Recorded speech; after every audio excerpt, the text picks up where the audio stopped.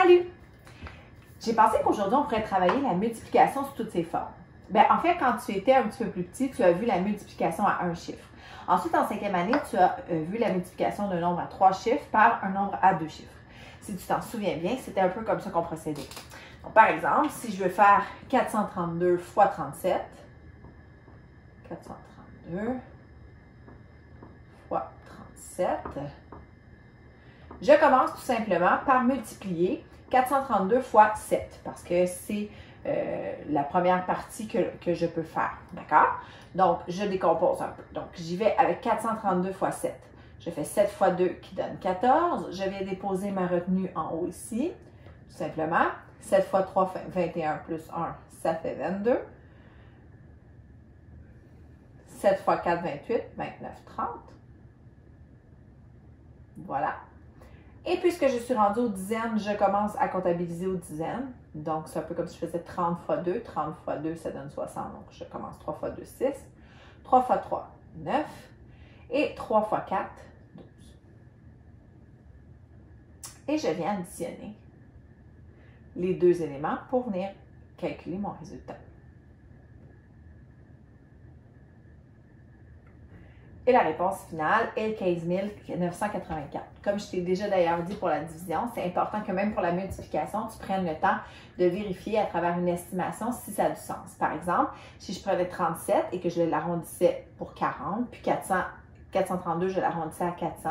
40 fois 400, je suis capable de voir que ça fait à peu près 16 000. Donc, à ce moment-là, je sais que ma réponse a quand même du sens par rapport à tout ça. OK? Donc, ça, c'était la multiplication d'un nombre à 3 chiffres par un nombre à 2 chiffres. J'espère que ça t'a donné un coup de main. Puis sur ça, on se voit à une prochaine capsule. Salut!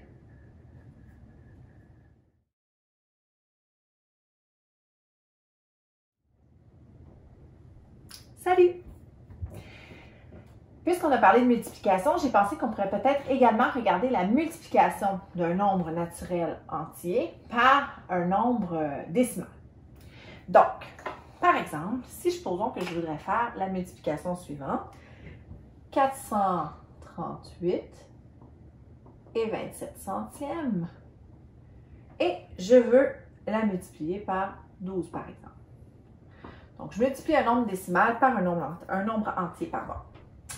Donc, tout ce que je dois faire exactement comme j'ai fait tantôt dans ma première multiplication que je t'ai montrée, mais je dois considérer qu'il va y avoir une virgule. Donc, ce que je fais, c'est que je garde en tête, et il y avait ici, dans mon calcul, 2 chiffres après la virgule. Je le garde en tête de côté, mais je ne me préoccupe plus de ma virgule.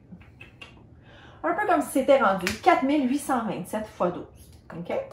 Et je pars. 2 fois 7, 14. Retenu. 2 fois 2, 4. Plus 1, 5. 2 fois 8, 16.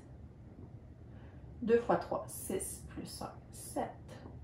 2 fois 4, 8.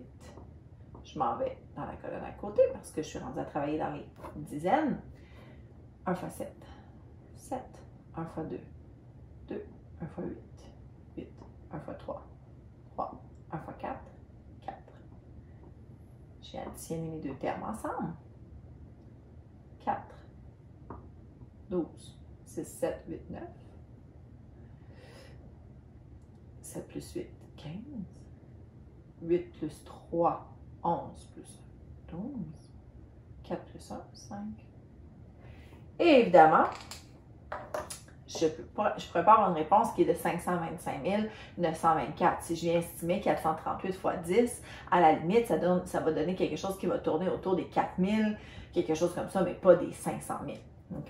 Donc, il ne faut pas j'oublie que ma transaction de départ avait 2 chiffres après la virgule. Donc, je pars à partir de la droite, 1, 2, et je dépose ma virgule tout simplement. La réponse finale, 5259 et 24 centièmes.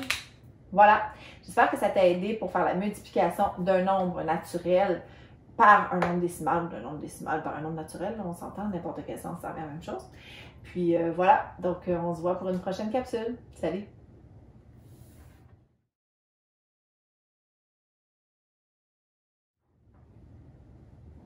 Salut! J'ai pensé qu'on pourrait peut-être travailler aussi sur la multiplication d'un nombre décimal par un nombre décimal. Alors, Supposons que je reprends mon 438 et 27 centièmes et que je viens le multiplier, tout simplement, par, disons, 2 et 1 dixième. Alors, comme tantôt, je viens vérifier. Combien j'ai de virgules là-dedans? Combien j'ai de chiffres après la virgule? 1, 2, 3. J'en ai 3 total, je le garde en mémoire. Je fais comme si la virgule n'existait plus. Ma nouvelle transaction, c'est 43 827 fois 21. Je pars. 1 fois 7, 7. 1 fois 2, 2. 1 fois 8, 8. 1 fois 3, 3. 1 fois 4, 4. Je m'en vais travailler à la colonne des dizaines. Hop. 2 fois 7, 14. 2 fois 2, 4. Plus 1, 5. 2 fois 8, 16. 2 fois 3, 6. Plus 1, 7. 2 fois 4, 8. Et je viens additionner mes deux termes.